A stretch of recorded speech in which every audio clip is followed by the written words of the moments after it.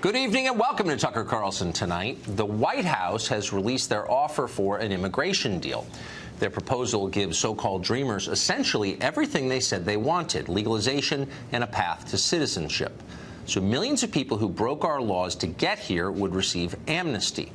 Very few of the president's supporters voted for that when they put him in office last year, and some of them are upset about it. And the left, what's their reaction like? Well, having gotten pretty much exactly what they demanded, they're enraged. Not only is Trump's amnesty offer not enough, they say, it is evidence of a racist plot. According to the ACLU, quote, the only community that benefits from this supposed generosity are white supremacists. United We Dream, that's one of the largest pro-amnesty groups, called the proposal, quote, a white supremacist ransom note. The columnist Sean King said the plan proved that, quote, the current operating philosophy of Trump and the White House is white supremacy. Immigration activist Eddie Vail called the proposal a legislative burning cross. And the senior Democrat in the House of Representatives said this. Last night, the president put forth a plan. That plan is a campaign to make America white again. They are changing the character of our country by what they are putting forth. They bring a tear to the eye of the Statue of Liberty, and they bring fear into the hearts of people who are here playing by the rules. We could go on and on and on. It's everywhere today. You see the point. They're telling you this plan is something the Klan could have produced and probably did. Okay, but is it? We took those charges seriously because we felt we should, and we decided to take a close look at what the White House has actually proposed.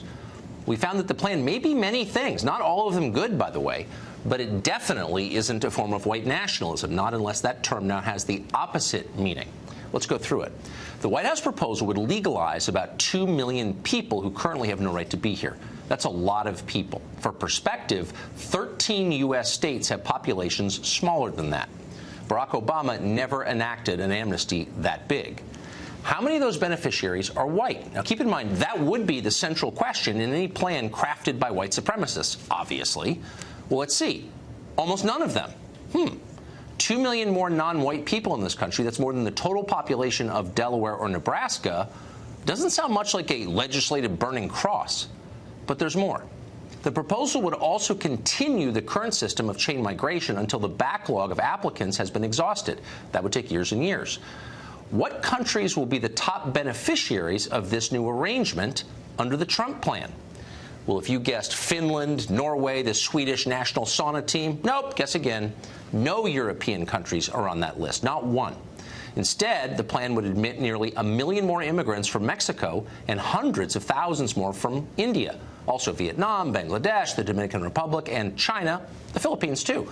The plan would even bring in more than 50,000 additional immigrants from Haiti, the country the president supposedly hates. Surprised? You shouldn't be.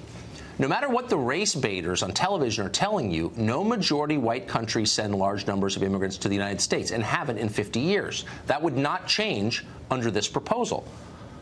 A white nationalist plot? In the history of dumb and dishonest Washington talking points, that may be the dumbest and most dishonest of all. And it's poisonous, too. It makes people hate each other, and it further divides this country, and we do not need more of that.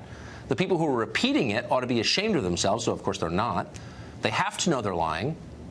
Then again, maybe they don't know they're lying. Maybe they've actually convinced themselves their rhetoric is true. It's possible the Democratic Party really has gone that insane.